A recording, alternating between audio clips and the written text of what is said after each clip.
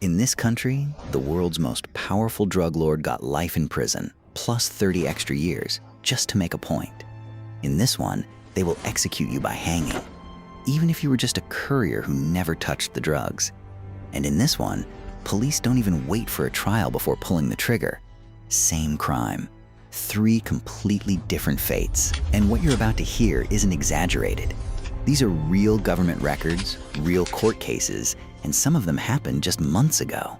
Stick around, because the last fact might disturb you the most. Let's start with America, home to one of the most debated drug sentencing systems on earth. Take the most famous case of all, Joaquin El Chapo Guzman, head of Mexico's Sinaloa cartel. In July 2019, a federal judge in Brooklyn sentenced him to life in prison, plus 30 additional years. Mostly symbolic, since one life sentence already means he'll never walk free.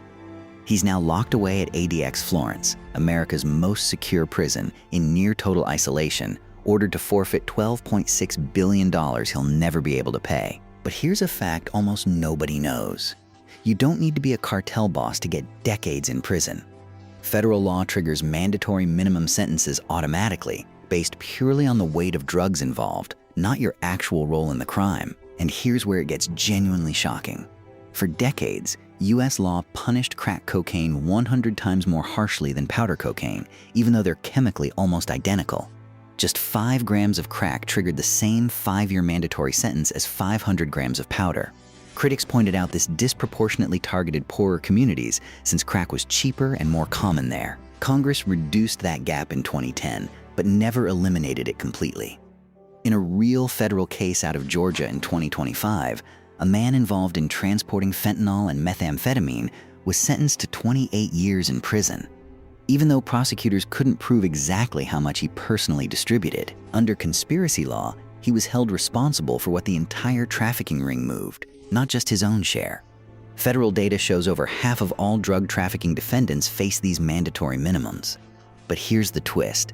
Nearly half of them still find some legal way to reduce their sentence through cooperation deals or legal loopholes. In America, the punishment is harsh, but unlike the next 2 countries you're about to hear, it's negotiable.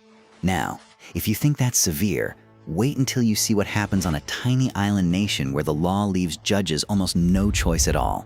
Welcome to Singapore, a country where drug trafficking can carry exactly one punishment: death. Here's a real case that made headlines worldwide. Nagaenthran K. Dharmalingam, a Malaysian man, was caught trafficking about 43 grams of heroin into Singapore. He sat on death row for over a decade. His lawyers argued he had an IQ of 69 and was intellectually disabled, and that executing him would violate international law. Singapore's courts disagreed, ruling he understood his actions at the time of the crime. In April 2022, he was executed by hanging. Here's a fact that almost no one outside Singapore knows. In 2023, the country executed its first woman in nearly 20 years. Saradewi Jamani was hanged for trafficking about 30 grams of heroin, sentenced back in 2018. Before her, the last woman executed in Singapore was in 2004. And this isn't history, it's happening right now. In April 2026, just months ago, Singapore executed a 46-year-old man for importing over 1,000 grams of cannabis, despite pleas from Human Rights Watch and the European Union to halt it. Here's the law that makes all of this possible, and it might shock you. Anyone caught with more than 15 grams of heroin or 500 grams of cannabis faces a mandatory death sentence. Not a maximum, mandatory. A judge has almost zero discretion to reduce it, unless prosecutors specifically certify that the person actively helped dismantle a trafficking network. And that certificate is rarely granted, even to people who are arguably just couriers, not masterminds. Singapore has executed more than a dozen people for drug offenses in just the past few years. Officials say it's exactly why Singapore remains one of the safest countries in Asia. Human rights groups argue there's no solid evidence the death penalty actually deters drug crime at all. Okay, that's already extreme. But in one Southeast Asian country, thousands of suspects never even made it to a courtroom at all. In June 2016, newly elected President Rodrigo Duterte launched what became known as the War on Drugs. His public promise was blunt. He openly said he'd be happy to see millions of drug users and dealers eliminated. What followed was staggering. Philippine police officially reported killing over 6,000 suspects, claiming self-defense almost every single time. Human rights organizations estimate the real death toll, including unexplained killings by unidentified gunmen working alongside police, is far higher, likely well over 12,000. Here's a detail most people never hear.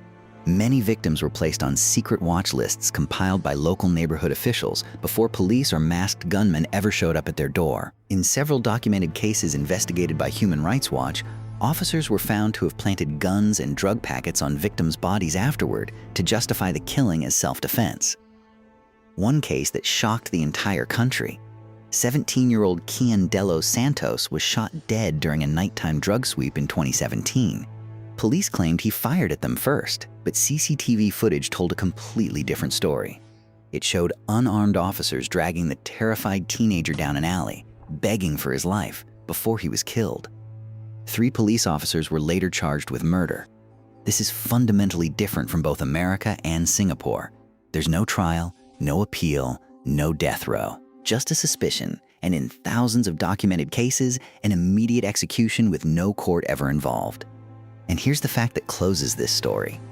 In March 2025, Duterte himself was arrested and flown to the International Criminal Court in The Hague, becoming one of the first former Asian heads of state to face charges of crimes against humanity. Yet according to recent reporting, these killings have reportedly continued under the current administration, even after officials publicly promised reform. So here's what should genuinely make you think. In America, even the world's most notorious drug lord got a full trial, an appeals process, and a legally defined sentence. In Singapore, the law removes almost all judicial discretion entirely. Trafficking a specific weight means death, no matter your circumstances or intent. And in the Philippines, for thousands of people, there was no trial, no sentence, and no due process at all. Same crime, 3 governments. 3 completely different definitions of what justice even means. Which system disturbed you the most? Comment below. I genuinely want to know. Here's something worth sitting with. Every country is answering the exact same question. How much power should a government have over life and death? In completely different ways. There's no global consensus, just different countries running different experiments on the same crime. If this opened your eyes to how differently the world handles justice, hit subscribe, because we're only getting started. There are entire hidden systems of law that most people never learn about. See you in the next one.